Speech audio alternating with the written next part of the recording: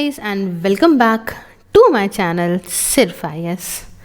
प्यारे साथियों, lexicon for ethics, integrity and aptitude के 2023-24 के एडिशन में आप सभी का बहुत बहुत स्वागत।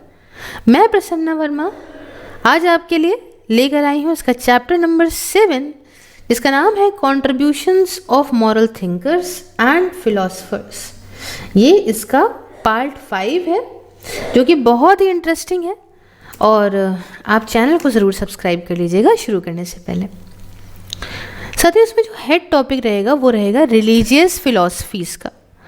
अब रिलीजियस फिलॉसफीज़ में हम यहाँ पे अलग अलग रिलीजन के अंदर कौन कौन सी फिलॉसफीज़ हैं उनको डिस्कस करेंगे, जो कि बहुत ज़्यादा इंटरेस्टिंग है। शुरुआत करते हैं सबसे ओल्डेस्ट लिविंग रिलीजन जो विश्व का है, हिंदुज़म, उससे। साथ ही हिंदुज़म नाम कहाँ से मिला? ये मिला, एक पर्शियन का शब्द है हिंदू, मतलब रिवर। तो आप कहेंगे रिवर से क्या मतलब ना? सिंधु रिवर के पास ही रहते थे और अब वो सिंधु हिंदू ऐसे ही हो गया मामला। तो अब सिंधु रिवर क्या है? देखिए, आपने इंडस वैली सिविलाइजेशन के बारे में सुना होगा, हमारे यहाँ का ओल्डेस्ट सिविलाइजेशन। और इस इंडस वैली रिवर के पास जो लोग रहते थे उनको बाहर के लोग कहने लग गए हिंदू। तो आप कहेंगे मैम, हिंदुइज्म तो ये बाहर के लोगों ने हिंदू कह दिया, लेकिन हिंदू खुद को भी तो कुछ कहते होंगे। जी हाँ, वो तो आजकल आपको इंस्टाग्राम ही बता देगा कि सनातनी हैं, सच्चे सनातनी ऐसे कहते हैं ना। तो हिंदू खुद को सनातन धर्म, ये जो है वो खुद को सनातन धर्म जो है रिलीजन के तौर पे मानते थे। इसको इंग्लिश में कहेंगे तो कहेंगे इटर्नल रिलीजन। क्लियर है? और वर्ण आश्रम, अब वर्ण आश्रम का मतलब क्या होता है? वर्ण आश्रम या वर्ण श्रम ऐसे कर लीजिए। तो अब इसका मतलब क्या हुआ?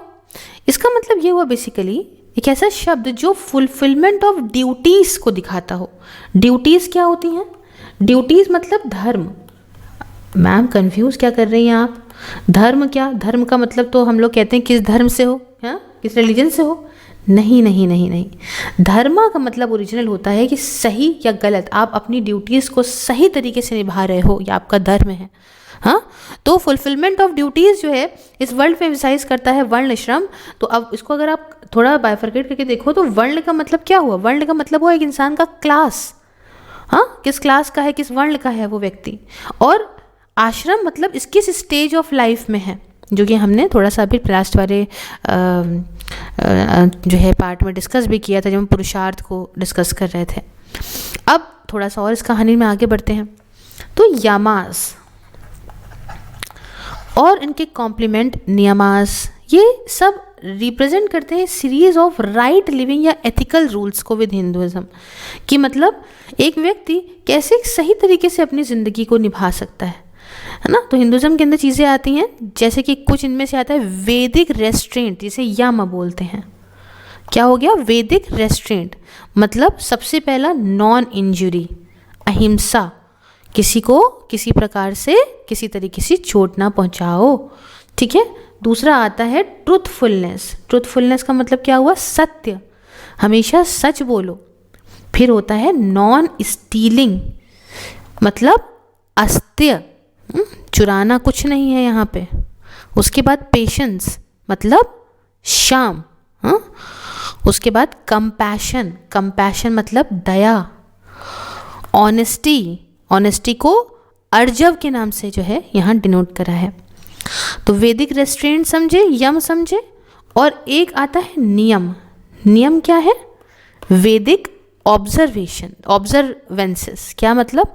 रिमोर्स मतलब कंटेंटमेंट मतलब संतोष, कहते हैं ना, contentment is the best reward. Containment.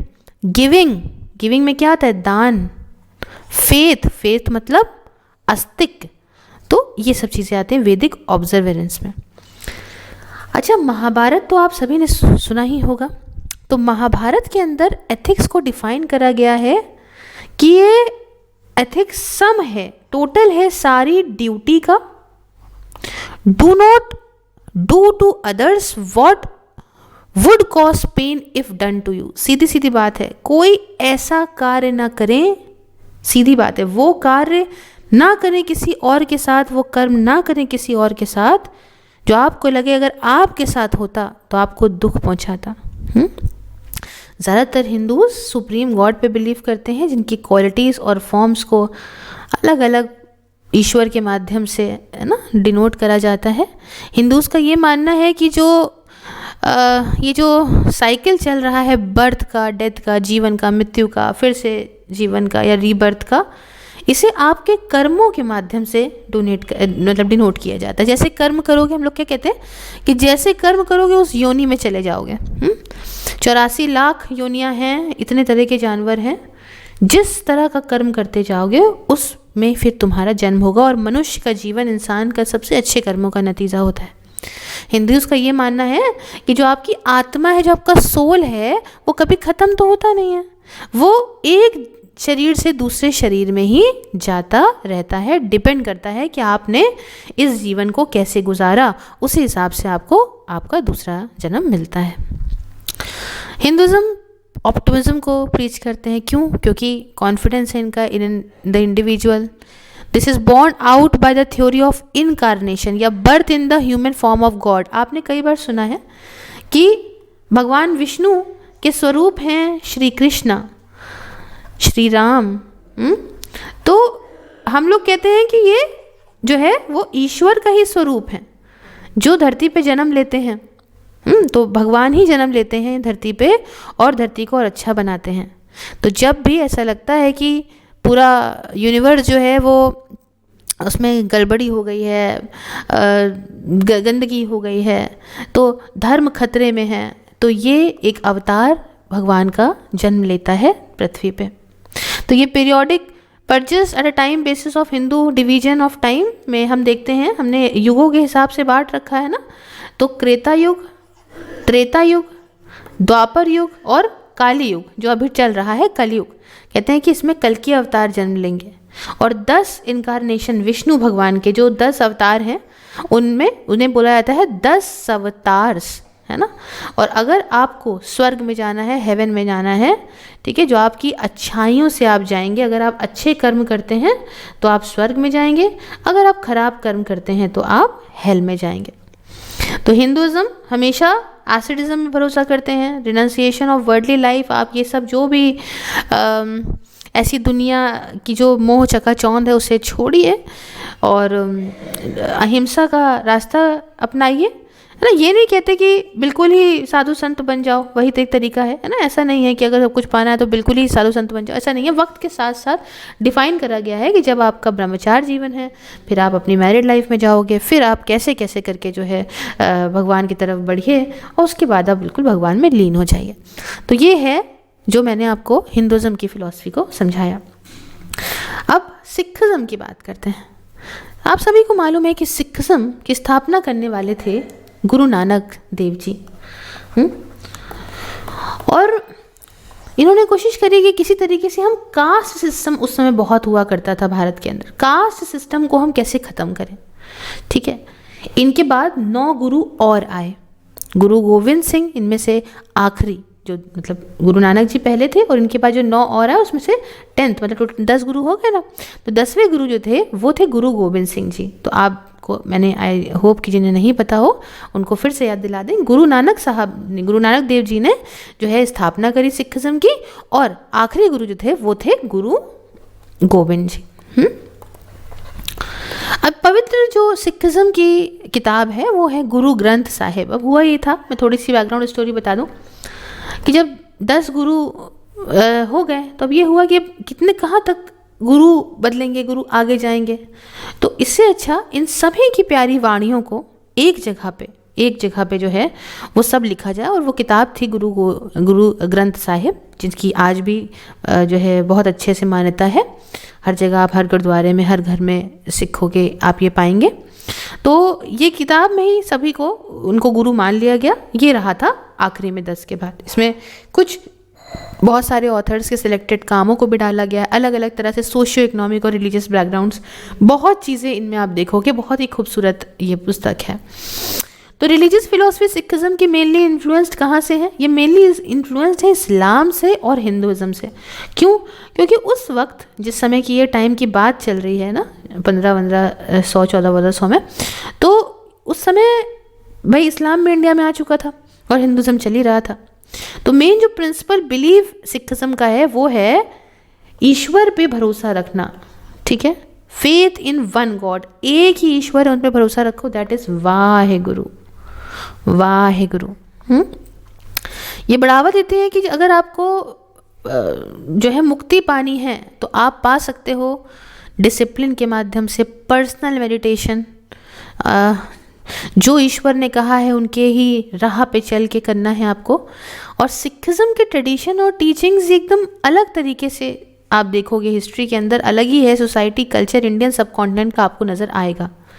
अब इसमें जो काम है, जैसे काम हम लोग कहते हैं लस्ट, हाँ, क्रोध, क्रोध क्या है? गुस्सा, रौत, लोभ, लोभ क्या होता है? लोभ, लोभी, लालची, ग्रीडी, मोह, मोह क्या है? अटैचमेंट, और अहंकार, इंसान का ईगो या प्राइड। ये 5 ऐसी चीज़ें हैं जिन्हें थीव्स एक्ट कहे गए हैं, है ना। ये ऐसी चीज़ है जो एक व्यक्ति को बर्बाद करने के लिए हद से ज़्यादा काफ़ी हैं।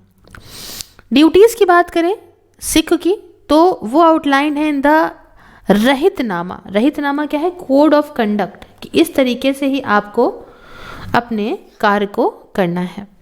तो सारे सिख को ज़रूरत है कि वो पर्सनल ड्यूटीज़ को निभाएं, और ये सारी ड्यूटीज़ कुछ इस तरह से होंगी। पहला, राइट बिलीफ, दूसरा याद रखिएगा राइट लाइवलीहुड, सही तरह से जीवन यापन करिए। तीसरा, सैंक्शनिटी, और चौथा, चैस्टी या फिडिलिटी। अब देखिए ऑर्गेनाइजेशनल ड्यूटी भी डायरेक्टेड है विद द ह्यूमन वेलफेयर। आपने देखा होगा जो सिख हैं, सिख बहुत ज़्यादा जो है वो करते हैं सेवा, सेवा का भाव बहुत ज़्यादा होता है।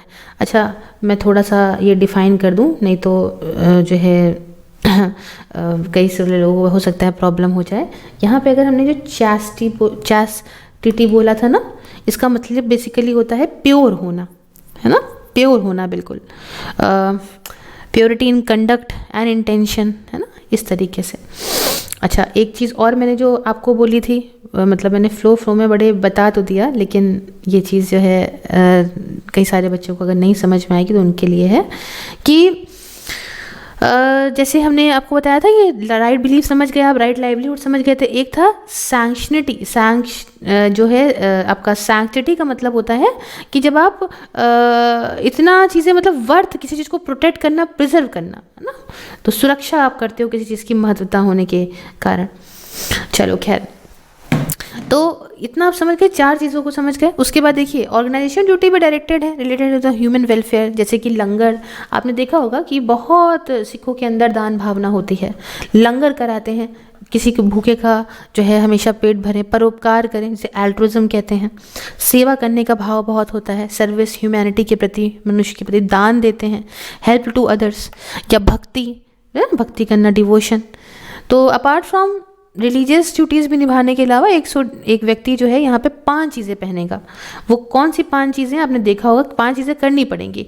इसकी एक स्टोरी है अलग, मैं बहुत डिटेल में नहीं जाऊँगी, है ना, तो लेकिन बहुत अच्छी इंटरेस्टिंग स्टोरी है। केश मतलब आपको लंबे बाल रखने हैं, बालों को नहीं कटाना, जो कि आप देखते होंगे। कृपाण, कृपाण आप देखते हैं, छोटी सी बिल्कुल जो है तलवार जैसी होती है, बहुत छोटी सी, है ना, तो जो है लड़के अपने पास रखते हैं, बांधते हैं।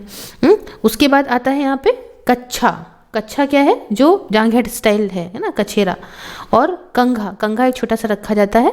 और कड़ा, कड़ा आप देखते होंगे हाथ में पहनते हैं। तो ये 5 चीज़ें जो हैं वो सिख व्यक्ति अपने पास रखें।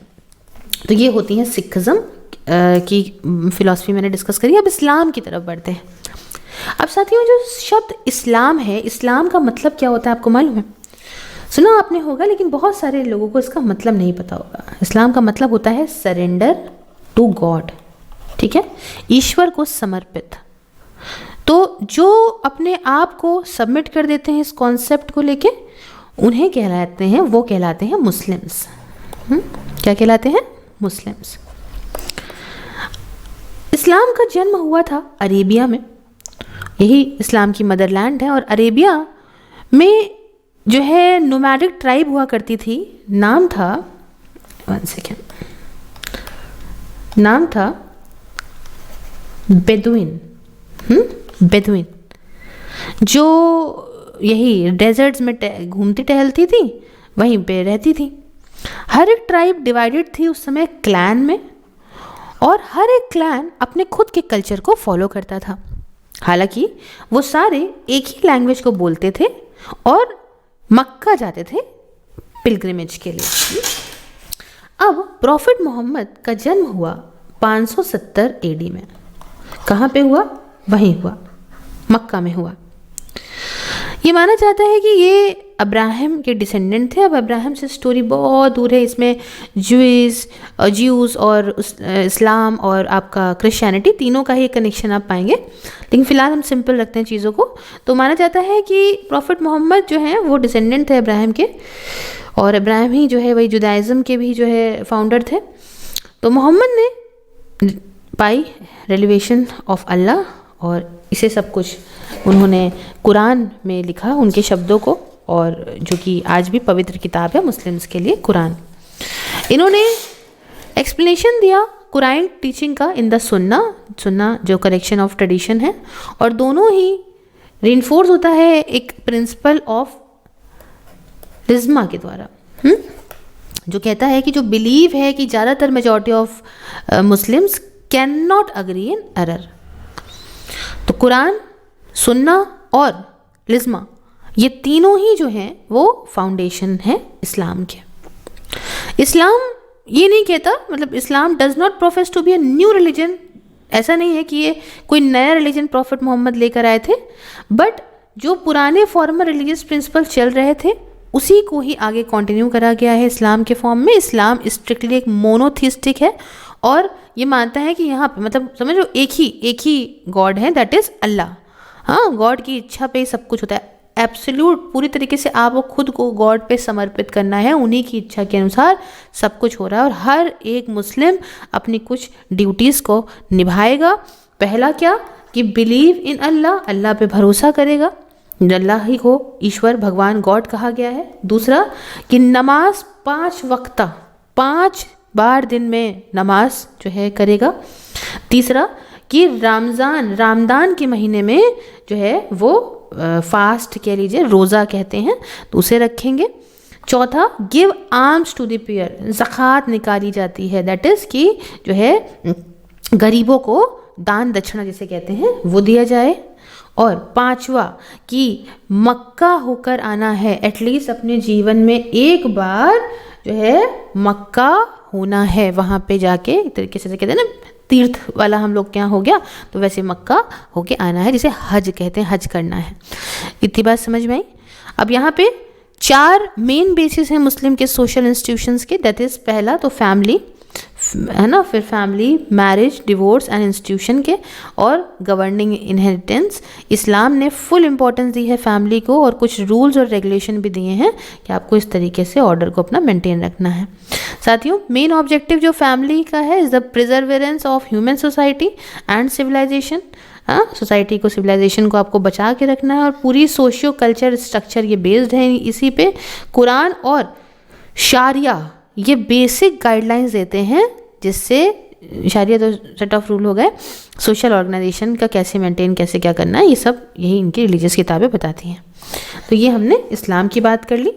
अब आगे बढ़ते हैं, क्रिश्चियनिटी की बात करते हैं। साथियों, सबसे बड़ा रिलीजन है पूरे विश्व का।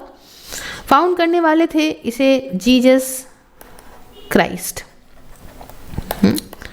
बट ये बहुत पहले की बात है, मतलब जुदाइक ट्रेडिशन से, मैंने कहा ना कि इब्राहिम से सभी का जो है रिलेशन आप पाओगे, इसके रूट्स वहाँ से हैं।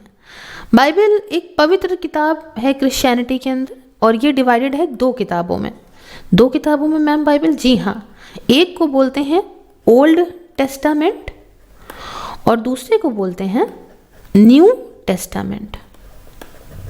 ठीक है, ओल्ड टेस्टामेंट डील करता है with the period before the birth of Jesus Christ. Old testament जो है बाइबल का जो डिवीजन है, ये जीसस क्राइस्ट के जन्म से पहले की सारी कहानी बताता है। ओरिजिनली इसे हेब्रू में लिखा गया था और पार्टली ये अरेमिक में है। वही जगह न्यू टेस्टामेंट जो है वो लाइफ और टीचिंग्स जो जीसस की हैं, जो एक्ट हैं इनके अपोस्टल्स के, जो दिखाते हैं कि फॉर्मेटिक पीरियड पूरा क्रिश्चियनिटी का वो दर्शाता है। ओरिजिनली इसको ग्रीक में लिखा गया था और पार्टली ये अरेमिक में है। तो पहली 4 जो नए टेस्टामेंट की किताब थी वो लाइफ को, डेथ को और रिसरेक्शन को क्राइस्ट के दिखाती हैं। उन्हें कहा जाता है गॉस्पल्स। शुरू की 4 किताबें, ठीक है, क्या गॉस्पल्स। अब बिब्लिकल कॉन्सेप्ट गॉड का ये काफ़ी कॉम्प्लेक्स है। यहाँ कहते हैं कि ईश्वर एक है, but has revealed himself in the Bible as 3%। मतलब इन्होंने सीधे समझ यहाँ पे गॉड को लेके, कॉन्सेप्ट को लेके थोड़ा सा कॉम्प्लेक्स चीज़ ये है, इन्होंने कहा कि ईश्वर एक है, लेकिन बाइबल के अंदर उन्होंने खुद को दिखाया है as a 3%, that is Father, Son and Holy Spirit. हाँ, जो स्वरूप हो गए, इनकारनेशन हो गए जीसस के as a man according to Bible, is a part of the divine plan. उन्होंने कहा कि जो जीसस के तौर पे जो ईश्वर ने अपना जन्म लिया था इस धरती पे, तो ये एक कुदरती जो है वो एक प्लान था कि जिससे जो है जो मनुष्य है, जो मैनकाइंड है, उनके सभी पापों से उन्हें छुटकारा मिल सके। ठीक है। Christian through regards man as essentially sinful है ना। ये कहते हैं कि मैन जो वही व्यक्ति होता है वो तो बुरे कर्म करता ही करता है, उसे दूर करने के लिए ईश्वर ने जन्म लिया था। ठीक है। कहा था कि क्या ना, एडम ईव से शुरुआत हुई यहाँ पे धरती की। तो ever since Adam and ewe violated the divine will, है ना, कि उन्होंने जो है वो जो ईश्वर की मर्जी के खिलाफ हो गए थे, तो इस वजह से ये सारे के सारे, हालांकि हमारे यहाँ इसकी एक अलग कहानी है खुद में, है ना, कि किस तरीके से ब्रह्मा जी जो है वो ऐसे मनमोहित हो गए और इस वजह से ये सब हुआ। सब जगह का अलग है। अब इतनी ज़्यादा क्रिश्चियंस आए, पूरे विश्व में राज किया, तो उनकी कहानियाँ इतनी फेमस भी हो गई। तो ह्यूमन रेस, इनकी वजह से एडम एंड ईव ने जो गलती करी थी उसकी वजह से पूरे मानव सभ्यता झेल रही है। इन जनरल रिलीजियस सर्विसेज जो क्रिश्चियंस की हैं वो मेनली एम होता है कि आप ईश्वर से वर्शिपिंग करिए, प्रार्थना करिए, चीज़ें ठीक हो जाएंगी। और God in spirit and truth, that is worshipping the father through Jesus. ठीक है, जीसस के माध्यम से ही समझ लीजिए एक तरीके से फादर की आप वो कर रहे हैं, और and in the power of Holi spirit. तो ये है कुछ कहानी जो मैंने आपको क्रिश्चियनिटी की भी बता दी। आगे बढ़ेंगे, अब बात करेंगे क्रिश्चियनिटी के बाद ज़ोरास्ट्रिज्म की। अब देखिए, ज़ोरास्ट्रिज्म एक बहुत पुराना एशियन रिलीजन है। कहाँ का? पर्शिया का। वन सेकेंड, पर्शिया का। ये one of the world oldest monotheistic religion है। करीब 3500 साल पुराना, बाय प्रॉफिट ज़राथुस्त्र। देखो, वन सेकेंड, ज़राथुस्त्र के द्वारा इसकी शुरुआत की थी। अब यहाँ पे अहुरा का मतलब होता है लॉर्ड, और माजदा का मतलब होता है वाइज। ठीक है, इसलिए ज़ोरास्ट्रियन गॉड को कहते हैं एक वाइज लॉर्ड। क्या बोलते हैं? Wise Lord. तो बेसिक स्क्रिप्चर जो ज़ोरास्ट्रिज्म का है वो सेट ऑफ 5 पोएटिक सॉन्ग्स में है, जिसे बोलते हैं गाथा। हालांकि हिंदुज़म में मैंने देखा है कि थोड़ा थोड़ा हर जगह से कुछ ना कुछ, लेकिन ज़्यादा गाथा मत खाओ। तो ये यहाँ पे बेसिक स्क्रिप्चर ज़ोरास्ट्रिज्म का है, सेट ऑफ 5 पोएटिक सॉन्ग में है, जिसे कहते हैं गाथास, जो कि कंपोज है बाय मतलब उन्होंने कहा जाता है कि ये ज़राथुस्त्र ने खुद ही कंपोज किया था इसको। और गाथास को कंपोज करा गया है बहुत ही पुरानी लैंग्वेज में, जिसे बोलते थे, बहुत पुरानी लैंग्वेज का नाम है अवेस्तन। ठीक है, जो क्लोजली रिलेटेड संस्कृत से ही रिलेटेड है क्लोजली। तो गाथास के अंदर ज़राथुस्त्र ने ये बताया कि सिर्फ एक ईश्वर है, एक गॉड है, और उनका नाम बताया Ahura Mazda. Is transcendent but he is constant relationship with the human beings, है ना। इनके ईश्वर हमेशा से ही मानव के साथ में जो है वो जुड़ के चल रहे हैं, और जो वर्ल्ड गॉड है, मतलब ये जो विश्व है, ये पूरा भगवान ने ही बनाया है, अपने ही एट्रीब्यूट से, अपनी क्वालिटी से इसको बनाया है। और ये सारे एट्रीब्यूट्स हैं कि किस तरीके से भगवान इस विश्व में आए, किस तरीके से ये विश्व पहुंचा ईश्वर तक। तो इनमें ज़रास्ट्रिया ने कोई स्पेसिफाई नहीं करा है कि नंबर ऑफ एट्रीब्यूट्स क्या थे, कोई क्वालिटी थी, but soon after profit they were specified into 7। 7 इनके आने के बाद ये 7 जो है एट्रीब्यूट्स को बताया, और इन एट्रीब्यूट्स को कहा गया अमेशा स्पेंतास। लिख दे रही हूँ मैं यहाँ पे, अमेशा स्पेंतास, या फिर बाउंटियस इमॉर्टल्स। हर एक के अंदर एक ईश्वर का क्वालिटी है as well as human virtue है, and they are symbols for the various sectors of creation over which God watches, है ना। तो ज़ोरास्ट्रियन वर्शिप के अंदर प्रेयर्स होती है, सिंबॉलिक सेरेमनीज होती हैं, है ना, set before the sacred fire. Zoroastrianism कोई इस बात के बारे में नहीं बढ़ावा देता या बिलीव नहीं करता री इनकारनेशन में या कर्मा में, कि आप कर्म करोगे वैसे ही आप अगला जन्म लोगे। इस बात में ज़ोरास्ट्रियम बिलीव नहीं करता। तो ज़ोरास्ट्रिज्म बिलीव करता है in the progress of sacred time and eventual end of time, ठीक है ना। अच्छा होगा, वक्त अच्छा होगा, आप अच्छे काम करोगे और आखिरी में आपका समय खत्म हो जाएगा। तो ज़ोरास्ट्रियन रफली स्प्लिट हैं 2 ग्रुप्स में। वो 2 ग्रुप में एक हैं अपने ये ईरानियंस और एक हैं अपने पारसीस, ठीक है। पारसी भारत के अंदर भी बहुत है। इनमें से एक कोई फेमस पारसी का अगर आप मुझे कमेंट में बता दें नाम, तो फिर क्या ही बात है। चलिए आगे बढ़ते हैं, जुदाइज़म के बारे में समझते हैं। साथ ही जुदाइज़म वर्ल्ड का सबसे बड़ा मोनोथिज्म और पेरेंट रिलीजन है। सबसे पहले शुरुआत ये देख रहे हैं ना, जुदाइज़म से ही यहाँ आगे बाद में क्रिश्चियनिटी और इस्लाम निकला। जो नाम है ये जुदाए, ये निकला है एक लैटिन शब्द था जुदाइस से, और हेब्रियू यहूदी का मतलब था कि वही डिसेंडेंट जुदा के। जुदा कौन थे? जुदा सन थे, चौथे बेटे थे किसके? जैकोब के, ठीक है। तो जुदाइज्म रिकॉग्नाइज करते हैं एक गॉड को, सिंगल गॉड है। समटाइम्स इनको इलोहिम या जेवोहा कहते हैं, जेहोवा या इलोहिम। तो बेसिक प्रेयर जो जुदाइज्म की है इज कॉल्ड दी शेम, और जो बेसिस है जुदाइज्म का ये है कि लिविंग गॉड पे बिलीव करना, वो इज ट्रांसेंडेंट, ओमनीपोटेंट, ठीक है, यहाँ पे है, और just who reveals himself to mankind. Judaism strictly monotheistic, मैंने बताया ईश्वर एक है और गॉड ने ही सब कुछ बनाया है, एब्सोल्यूट रूलर पूरे विश्व का, पूरे यूनिवर्स के वही है। एम्फेसिस जुदाइज्म की है एथिकल बिहेवियर, सही राह पे चलिए और ईश्वर की पूजा करिए। इसके अंदर सिस्टम ऑफ लॉज, रिचुअल, जैसे कि डिटरी रेगुलेशंस। ज्यूज़ जो हैं ये जो है सब कुछ करते हैं, लाइक ऑब्जर्व करते हैं, सब्बत करते हैं, which runs from sunset to of Friday to the sunset of Saturday, and माना जाता है कि ये जो है वो observe with services of prayer in local synagogues. तो ये सब कुछ करते हैं। अच्छा, एक चीज़ मैं आपको बताऊं, थोड़ा सा अलग है, कभी टाइम हो या टाइम क्या हो या पार्ट में, या बहुत सारे लोगों ने देखा भी होगा कि विकास दिव्याकृति सर जो हैं उनकी एक बहुत अच्छा, उन्होंने इसको 5 घंटे के लेक्चर में एकदम स्टार्टिंग से ये सब तीनों रिलीजन के बारे में बिल्कुल अच्छे से बताया है। It was very interesting. 2 साल पुरानी वीडियो होगी, जब कोविड टाइम चल रहा था।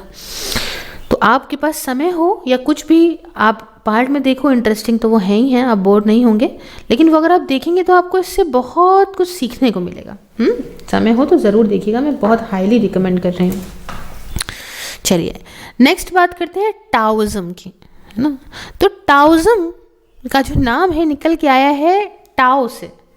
टाओ क्या होता है भैया? हाँ, टाओ का जो टर्म है यूज़ करा जाता है रिप्रेजेंट करने के लिए एब्सोल्यूट को। एब्सोल्यूट नॉलेज जो है ना एब्सोल्यूट की, is not to attain by study और reason but by contemplation. Taoist ये कहते हैं ये खुद को कहते हैं with nature that urge the acceptance of all things in the natural state, कि मतलब एक ऐसा व्यक्ति हमें बनना है जो हर एक चीज़ को वैसे ही अपनाए जैसे वो अपने प्रकृति स्टेज में है। ठीक है। Unnecessary intervention, artificial ceremonies, governing activities जैसे कि वॉर या टैक्सेशन, ये सब चीज़ें ना। तो टाओइज्म को फॉलो किसने किया था? टाओइज्म वगैरह सुन रहे होंगे, चाइनीज़ जैसा लग रहा है। इसको जो है फाउंड करने वाले व्यक्ति थे लाओ से, एक चाइनीज़ फिलोसफर थे और एक जाने माने रिलीजियस लीडर थे। इन्होंने काम किया एक रिकॉर्ड कीपर के तौर पे इन द कोर्ट ऑफ चाओ, और इनका मेन जो काम था उसे इन्होंने नाम दिया टाओ टी चिंग। अब जो किताब है वर्ल्ड लॉ की और उसकी पार की, ये इसका नाम है Tao Te Ching. What is this? It is the book of world law and its पार।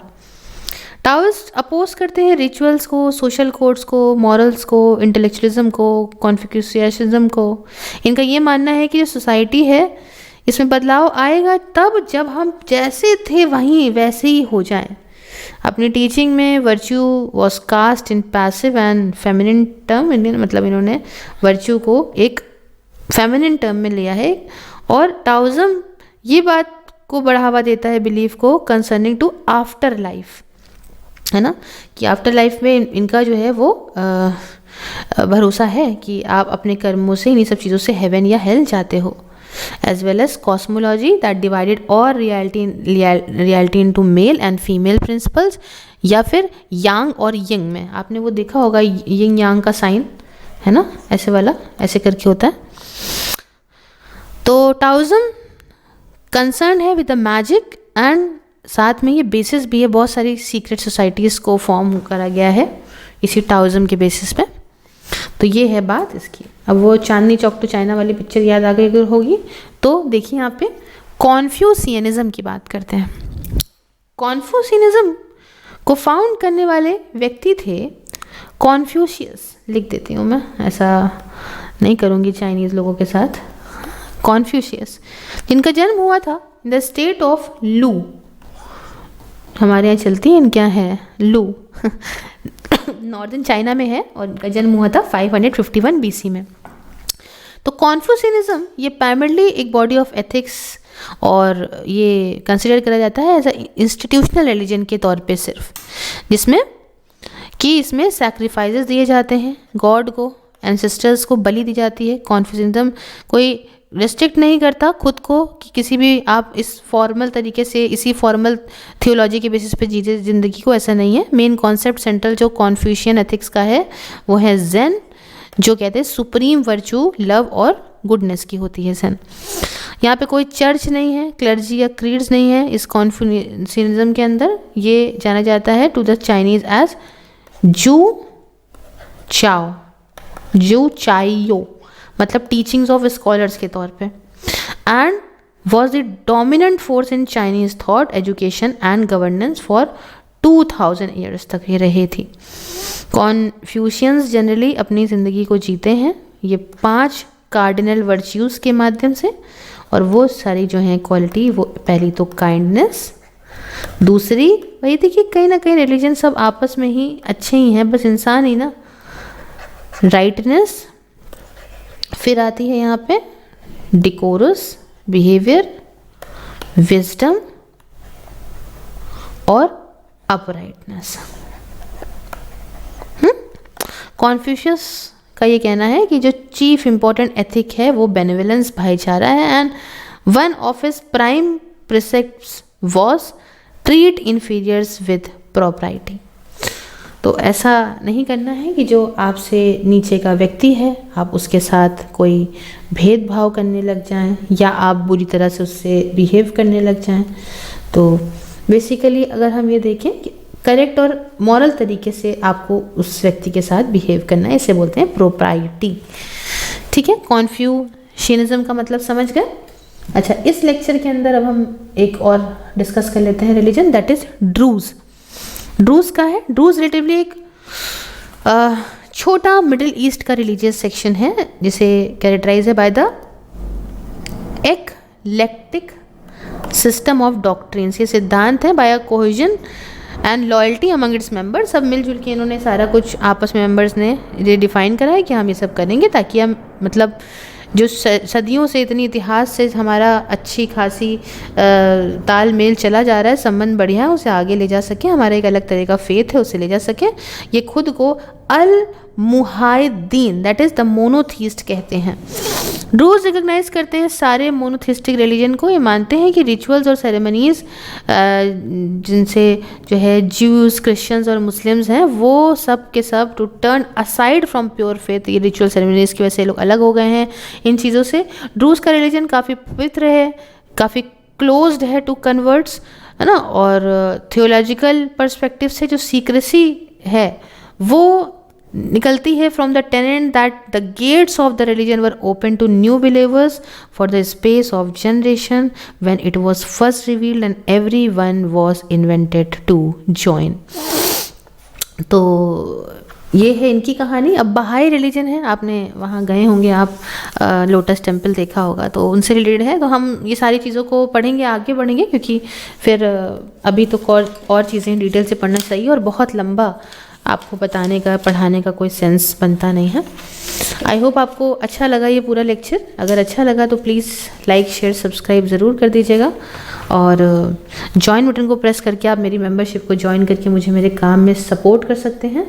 और जो है व्हाट्सएप से लेके सारे सोशल मीडिया के लिंक्स डिस्क्रिप्शन बॉक्स में है। Thank you so much for watching. Have a nice day, take care, जय हिंद।